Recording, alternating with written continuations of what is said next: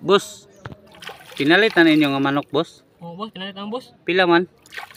Kuan, 200 ang kilo. So, lang yun ha ba? Di man gud mao niya mong plano gahapon Domingo. Kinaa mo gud milakaw unta dito sa baybay niya. Nagkuha mi og pang-atop sa among gihimo dito nga kuan ba kanang mura sad siya kuan cottage. Nya karon kay ang akong pag-umangkon naman siya mga manukan dito sa baybay. Nya ni offer sad siya nga basin ganahan daw mi og manok nga Bisaya. Aw di jud daw balibad oy. Kamo unsay ganahan ninyo nga luto ani nga ni?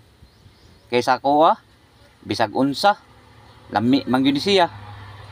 Be, i-comment daw ninyo diha ug unsad sa inyo yung ganahan og luto aning manuka kay kani Bisaya man gyud siya. Mao may istorya aning nagdala. Be, pa-comment diha be ug unsa inyong gusto nga luto be.